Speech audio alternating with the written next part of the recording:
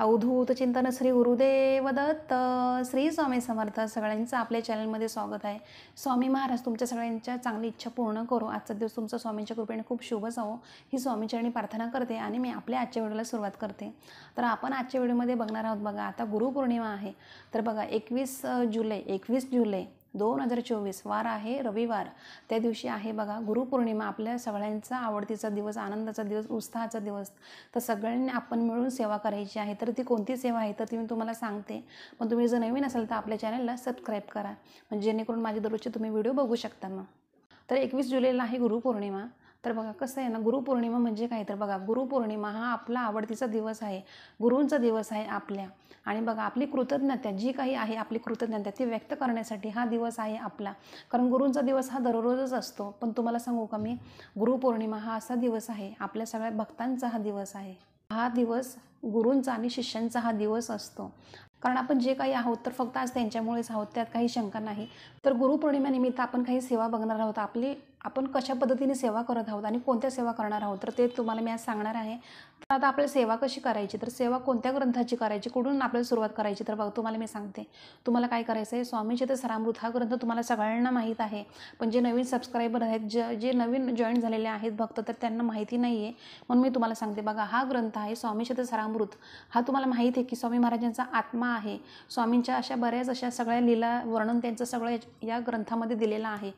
तर आता सेवा किती दिवसाची करायची, तर बघा आता सेवा 21 दिवसांची करायची आहे आपल्याला. तर आज बघा आज किती आहे, आज 28 तारीख आहे. तर आपल्याला 1 तारखेपासून सुरुवात करायची आहे. स्वामीचरित्रामृत या ग्रंथाचं आपल्याला पारायण चालू करायचं आहे 21 दिवस. कारण बघा आपल्याला सगळ्यांना माहिती आहे की 21 दिवसांची सेवा आपण केलेली होती प्रकट दिनानिमित्त. तर सगळ्यांना भरपूर असे अनुभव आलेले आहेत. तर म्हणून मी तुम्हाला सांगणार आहे, आता सुद्धा आपल्याला बघा गुरुपौर्णिमेनिमित्त आपल्याला सेवा करायची आहे 21 दिवसांची. तर आता तुम्हाला मी सांगितलं की 1 तारखेपासून आपल्याला 21 तारखेपर्यंत सेवा करायची आहे. तर आज आहे 28 तारीख. तर तुम्ही जेव्हा माझा व्हिडिओ बघाल तेव्हापासून सुरुवात करायला घ्या. आणि बघा तुम्हाला मी आता सांगते, असं नाही की 21 दिवसांची सेवाच करायची फक्त का, तर बघा तिथं 22 दिवस 23 जरी दिवस झाले तरी काही हरकत नाही. स्वामी महाराज म्हणणार नाही आपल्याला की का रे बाबा तू 22 दिवसांची का बरं सेवा केली, असं नाही म्हणणार. कारण तुम्हाला सांगू, आपण ज्यावेळेस सेवा करतो स्वामी महाराजांची कोणतीही, कारण आपलं कसं असतं ना, आपण देवाकडं स्वामी महाराजांकडं आपण काही मागताना बघा आपण असं भरपूर काही मागतो आणि आपली सेवा मात्र छोटीशी असते नाही का. आपण मोजून मागून सेवा करत असतो. कारण कसं असतं तुम्हाला सांगू, आपण कधीही सेवा केलेली वाया जात नाही. तुम्हाला मी बऱ्याच वेळेस सांगितलं आहे. तर आपल्याला आता सेवा काय करायची, तर बघा तुम्हाला मी आता सांगते. आता सगळ्यांना तर माहितीच आहे, काही नव्याने सांगायची गरज नाही आहे. पण जे आता नवीन सबस्क्रायबर आहेत, जी नवीन स्वामी भक्त आहेत, त्यांना माहिती नाही आहे. तर मी आज तुमच्यासाठी हा व्हिडिओ घेऊन आलेली आहे. तर बघा आपल्या सगळ्यांना स्वामी भक्तांना आपल्या सगळ्यांना सेवा करायची आहे. तुम्हाला बऱ्याच वेळा मी सांगितलेलं आहे की हा स्वामीचरित्रामृत हा ग्रंथ बघा अतिशय असं प्रभावी ग्रंथ आहे स्वामी महाराजांचा. कारण स्वतः स्वामी महाराजांनी आपल्याला भेट दिलेली आहे. या ग्रंथाने आपल्याला स्वामी महाराजांनी भेट दिली आहे. कारण संकटाच्या वेळेस, दुःखाच्या वेळेस आपल्याला याच ग्रंथाची आपल्याला मदत होत असते. म्हणून मी तुम्हाला सांगणार आहे की तुम्ही सुद्धा या ग्रंथाची आहे ना भरभरून, म्हणजे जेवढी तुमच्याकडून होईल तेवढी सेवा करा. कारण तुम्ही बघा बऱ्याच भक्तांना माहीत आहे की या ग्रंथामध्ये फक्त 21 अध्याय असतात. या ग्रंथामध्ये 21 अध्याय असतात. आणि बघा जे नवीन आहेत त्यांना माहिती नाही. बघा मी तुम्हाला सांगते, आता याच्यात 21 अध्याय असतात. आणि तसंच आहे ना, तुम्हाला आता सांगते मी, याच्यात फक्त बघा किती छोटे छोटे अध्याय असतात. तुम्हाला दाखवते पहिल्या अध्यायापासून. बघा हा पहिला अध्याय आहे स्वामीचरित्रामृत या ग्रंथामधला पहिला अध्याय आहे. आणि हा इथून चालू होतो आणि इथे बघा इथे संपतो. म्हणजे फक्त 2च पेज आहे. आणि हा दुसरा चालू होतो आणि हा इथे संपतो. आणि हा तिसरा चालू होतो आणि हा इथे संपतो. म्हणजे बघा अतिशय अशी किती छोटे छोटे अध्याय आहेत ना, आपण सहज असं पठण करू शकतो. तुम्हाला सांगू, जर तुम्ही नवीन असाल तर तुम्हाला आहे ना 1.5 तास लागू शकतो. 1.5 तास तुम्हाला लागू शकतो. 1.5-2 तास तुम्हाला लागू शकतो. 2 तास पण नाही लागणार, 1.5 तास तुम्हाला लागू शकतो वाचायला. आणि जर तुम्ही म्हणजे रेग्युलर जर वाचत असाल तर जे कोणी वाचतात तर त्यांना फक्त 1 तास लागतो. तर मला सुद्धा हा ग्रंथ वाचायला 1 तास लागतो. 1 दिवसात आहे ना आपण असं भरपूर म्हणजे असं पारायण करू शकतो. म्हणजे अतिशय असं छोटा सोप्पा असा अध्याय आहे. काही नाही बघा, काही अवघड नाही आहे. सगळे शब्द सोपे आहेत. तुम्हाला मी सांगते, जर तुम्ही पहिल्यांदा जर वाचलं तर तुम्हाला थोडंसं नवीन हे वाटेल नाही का.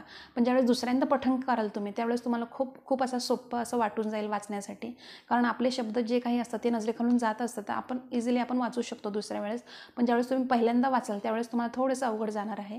तर आता 21 पारायण कसं करणार आपण, तर बघा आपल्याला आता 21 पारायण करायचे आहे. तर आपण कसं करणार, तर बघा तुम्हाला मी सांगते. आपल्याला या ग्रंथाचं आहे ना बघा, आता 1 तारखेपासून आपल्याला सुरुवात करायची. तर 1 तारखेला आपल्याला पूर्ण हा ग्रंथ, पूर्ण हा पाठ पूर्ण वाचायचा आहे, पठण करायचं आहे पूर्ण एका दिवसात. म्हणजे 1 तासात तुमचं होऊन जाईल. तसंच तुम्हाला 21 दिवस म्हणजे 21 वेळा तुम्हाला पठण करायचं आहे. कारण बघा आपलं 21 पारायण होणार म्हणजे तुम्हीच विचार करा की अतिशय असं किती आपल्याकडून 21 पारायणाची सेवा घडणार आहे. मग आता तुम्ही स्वतः विचार करा की करायचं की नाही करायचं. कारण बरेच असे स्वामी भक्त करणार आहे. तर मग मी तुम्हाला सुद्धा सांगणार आहे, मी जी सेवा करते तीच तुम्हाला मी सांगत असते. कारण माझ्यासोबत मी तुम्हाला सुद्धा सेवेला मी सांगत असते करा म्हणून.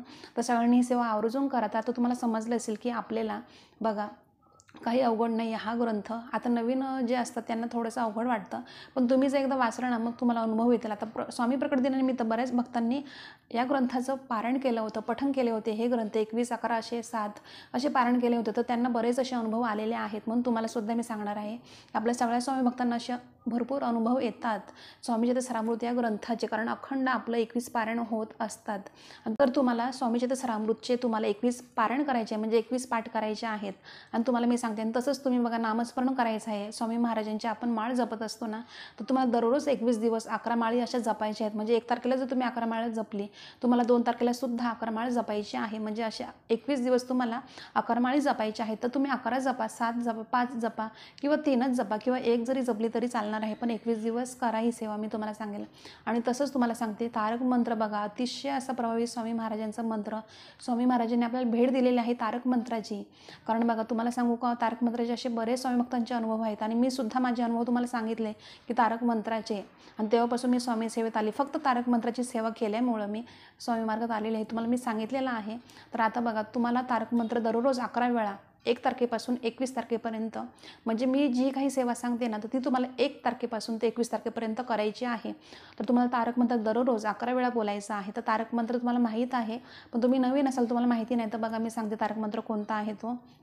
निशंक होई रे मना, निर्भय होई रे मना, प्रचंड स्वामी बळपाठीशी नित्य आहे रे मना, अतर्क्य अवधूत हे स्मरणगामी, अशक्य शक्य करतील स्वामी. हा आहे तारक मंत्र. तर हा आपल्याला बोलायचा आहे. तर आता बघा म्हणजे बऱ्याच भक्तांचा असा प्रश्न असतो, मला कमेंट येतात की ताई आता या तुम्ही ज्या ओळी सांगितल्या 4 ओळी, तर तेवढ्याच बोलायचा का? तर बघा तेवढंच नाही बोलायचं, तो पूर्ण आहे तारक मंत्र. आपल्याला पूर्ण बोलायचं आहे तारक मंत्र. फक्त मी जेवढं बोलली ना आता तेवढंच तुम्हाला बोलायचं नाही आहे. कारण मला कमेंट आल्या होत्या की ताई फक्त तारक मंत्र तेवढ्याच बोलायचा का, तुम्ही सांगितलं तेवढ्याच 4 ओळी बोलायच्या का?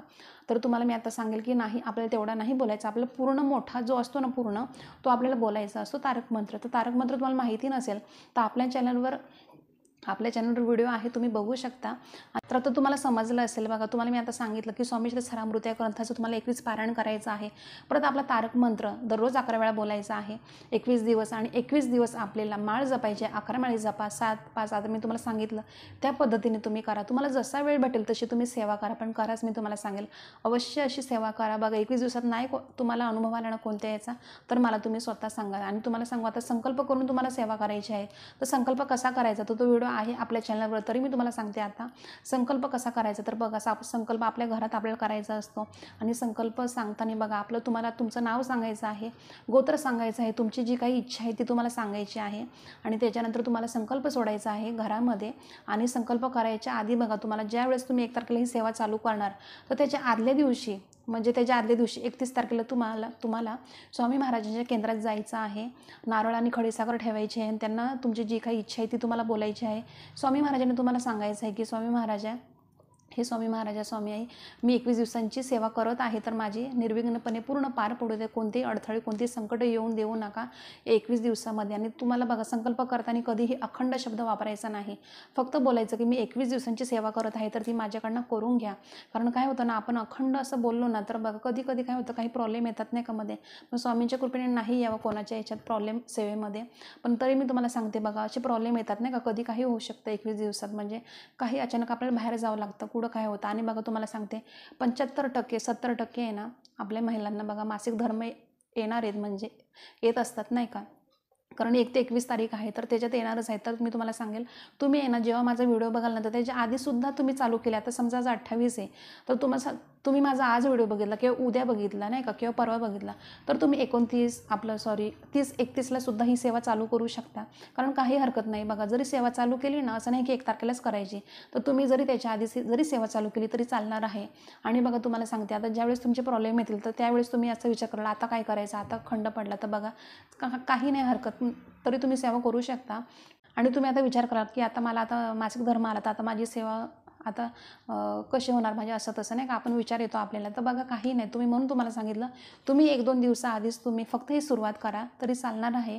कारण तुम्हाला मी सांगितलं जरी तुमचे 21 दिवसांचे 22 दिवस झाले 23 दिवस झाले तरी स्वामी महाराज म्हणणार नाही की का रे बाबा तू माझे एवढे असे का बरं केली सेवा एवढे दिवस, असं नाही म्हणणार. कारण बघा हे चांगलंच आहे, अतिशय अशी प्रभावी सेवा आहे तर चांगलंच आहे, आपण कितीही जरी केली तरी चालणार आहे. म्हणून मी तुम्हाला सांगणार आहे बघा ज्यावेळेस तुमचे प्रॉब्लेम येतील मासिक धर्म येईल त्यावेळेस ते 5 दिवस स्किप करायचे आणि परत नव्याने सुरुवात करायची. नव्याने म्हणजे जिथून आपण स्टार्ट केलं होतं ते त्याच्या पुढचं आपण काउंट करायचं आणि तशी सेवा करायची तुम्हाला. आणि अजून आहे ना आपल्याला आहे ना बऱ्याच अशा सेवा करायच्यात. आपल्या गुरुचरित्र परत संक्षिप्त श्री गुरुचरित्र नाही का त्याच्याविषयी थोडीशी मी तुम्हाला माहिती देणार आहे. आपल्याला त्यासुद्धा सेवा करायच्या आहेत तर तो व्हिडिओसुद्धा लवकर येईल आपल्या चॅनलवर.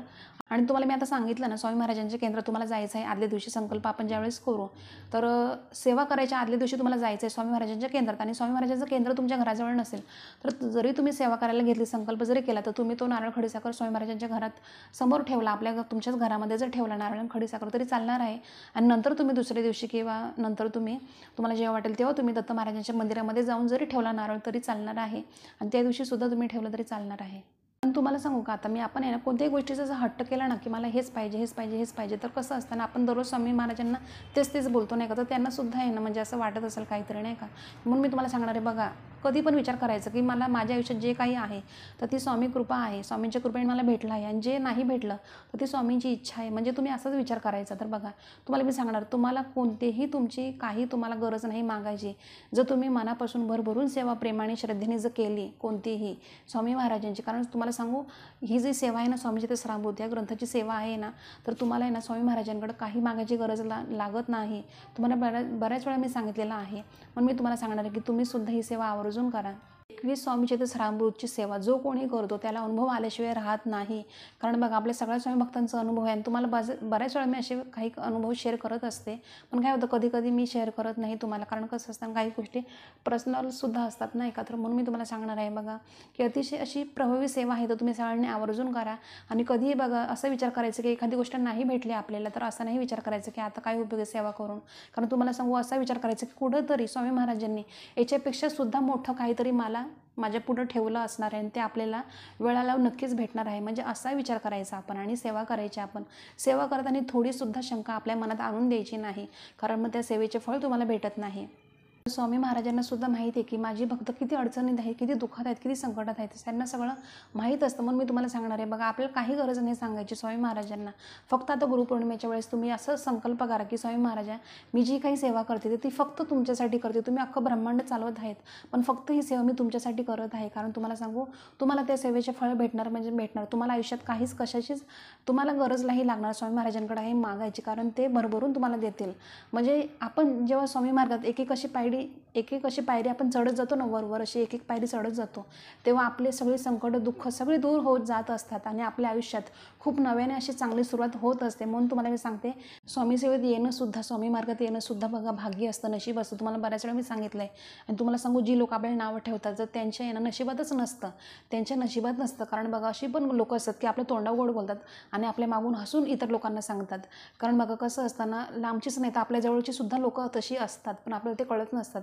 पण सगळं आहे ना सगळं बघणारं आहे ना देववरती आहे. बघा कसं असतं ना जो चांगला चालतो त्याला अडथळे घालणारे असे बरेच असतात, हसणारे सुद्धा बरेच असतात. पण आणि बघा स्वामी महाराज सुद्धा आहे ना आपल्याकडनं सेवा करून घ्यायची का नाही स्वामी महाराजांच्या मनावर असतं. म्हणजे त्यांची इच्छा असते कोणत्या भक्तांकडनं सेवा करून घ्यायची. कारण सांगू आपण आपलं ज्यावेळेस नामस्मरण चालू असतं आपण कोणती सेवा करतो त्यावेळेस ते नामस्मरण आपलं किती करून घ्यायचं आपल्याकडनं, किती माळी करून घ्यायची आणि कुठं थांबवायचं ते सुद्धा ते स्वतः काम करत असतात स्वामी महाराज. म्हणून तुम्हाला सांगणार आहे तुम्ही सुद्धा अशी सेवा करा ना. कोणत्या भक्ताकडनं सेवा करून घ्यायची हे स्वतः स्वामी ठरवतात आणि तेव्हा आपण सेवा करत असतो. आपण आपल्या मनाने काहीच करत नसतो. आणि तुम्हाला सांगू स्वामी मार्गात येणं सुद्धा नशिबात असतं. तुम्हाला बऱ्याच वेळा मी सांगितलेलं आहे. बघा असे बरेच लोक आहेत की बघा असे बोलतात नाही काय ही काही स्वामी सेवेत असते, स्वामी सेवा करत असते, तिला काही काम नाही धाम नाही, नुसती स्वामी सेवाच करत असते, केंद्रात जाते काय आणि काय करते काय. बघा कोणाला काय बोलायचं बोलू द्यावं. कारण तुम्हाला सांगू जे आपल्या नशिबात आहे आपल्या भाग्यात आहेत तर ते त्यांच्या नशिबात नाही आहे. आपल्याला जी लोक नावं ठेवतात ना तर त्यांच्या नशिबात नाही आहे स्वामी सेवेत यायचं. स्वामी महाराज ब्रह्मांड नायक होते बघा तर त्यांना किती लोकांनी त्रास दिला, किती लोकांनी छळलं तर म्हणजे तरी त्यांनी बघा चालवलंच ना सगळं काही, तर आपण शून्य आहे बघा, आपण तर काहीच नाही. म्हणून मी तुम्हाला सांगणार आहे बघा, आपल्याला माहिती आहे, स्वामी महाराजांना माहिती आहे की आपल्या आयुष्यात किती संकट, किती दुःख आहे, की माझं भक्त किती तळमळीने सेवा करतो. स्वामी महाराज सगळं बघत असतात, आपल्याला फक्त सेवा करायचं काम आहे बघा. एक वेळ अशी येईल ना की आपल्याकडे आहे ना काही, तुम्हाला आहे ना काही मागायची अशी वेळ येणार नाही. स्वामी महाराजांकडं, देवाकडं आपल्याला काही मागायची वेळ येणार नाही, एवढं आपल्याला भेटणार आहे. कारण कधीही तुम्हाला मी आता सांगितलं, विचार करायचा, जे नशिबात माझ्या जे मला भेटलं आहे तर ती स्वामींची कृपा आहे, आणि जर ते नाहीच भेटलं तर ती स्वामींची इच्छा आहे, असा विचार करायचा. कारण आपल्याला आपल्या पुढे याच्यापेक्षाही सुंदर असं स्वामी महाराजांनी ठेवलेलं असतं. म्हणून तुम्हाला सांगेल की तुम्ही सुद्धा या सेवा बघा, फक्त दृढ असा विश्वास पाहिजे, आणि फक्त दृढ विश्वास पाहिजे. आपण तुम्ही जी काही सेवा करा, पण त्याच्यात फक्त दृढ विश्वास पाहिजे, प्रेम पाहिजे, श्रद्धा पाहिजे. तेव्हा स्वामी महाराजांपर्यंत तुमची सगळी सेवा पोहोचणार आहे. आणि स्वामी महाराजांसमोर तुम्ही जसे राहतात तसेच त्यांच्यासुद्धा मागून तुम्ही राहत जावा. असं नाही की आता स्वामी सेवा मी करतोय तर मी आता चांगला राहतो, मी केंद्रात जातोय, आता मी व्यवस्थित, आणि केंद्राच्या बाहेर पडल्यावर मी याला शिवाय दे, त्याला शिवाय दे. आणि घरामध्ये सुद्धा सेवा कराल तुम्ही, आणि त्याच्यानंतर जर सेवा तुमची झाली आणि तुम्ही घरांना मुलांना मारलं काय, आणि चिडचिड केली काय, कोणाला शिवाय दिलं काय, नवऱ्याला तुमच्या उलट बोलले काय, तर बघा तुमची स्वामी सेवा केलेली सगळी जी काही सेवा आहे ती सगळी व्यर्थ जाणार आहे, त्याचं काही फळ भेटणार नाही. म्हणून मी तुम्हाला सांगणार आहे, तुम्ही कोणतीही सेवा करा, पण मनाने श्रद्धेने करा. जसं स्वामींच्या समोर तुम्ही आहात, राहता, तसेच त्यांच्या मागून सुद्धा तुम्ही राहा, तरच तुम्हाला ते सेवेचे फळ भेटणार आहेत. तर आता स्वामी महाराजांच्या सेवा झाल्या, तर तसं दत्त महाराजांच्या सुद्धा आपल्याला सेवा करायच्या आहेत. तर तो व्हिडिओ लवकरच येईल आपल्या चॅनलवर. तर आजचा व्हिडिओ एवढाच होता, आणि तुमचे जर काही प्रश्न असेल तर मला तुम्ही कमेंटद्वारे विचारू शकता. आणि कोण 21 दिवसांची सेवा करणार आहे मला नक्की तुम्ही कमेंट करा. आणि आजचा व्हिडिओ एवढाच होता, तर अतिशय छोटीशी माहिती होती पण महत्त्वपूर्ण माहिती होती. आजचा व्हिडिओ एवढाच होता. तर आपण दररोज अशा नवीन व्हिडिओमध्ये भेटत जाऊ. आणि तुम्ही नवीन असाल तर आपल्या चॅनलला सबस्क्राईब करा, लाईक करा, शेअर करा, कमेंट करा, आणि व्हिडिओ आवडला असेल तर नक्कीच लाईक करा. तर आपण दररोज अशा नवीन व्हिडिओमध्ये भेटत जाऊ. तर आजचा व्हिडिओ मी आपले स्वामी समर्थ महाराजांच्या रुजू करते आणि इथंच थांबवते. धन्यवाद. श्री स्वामी समर्थ.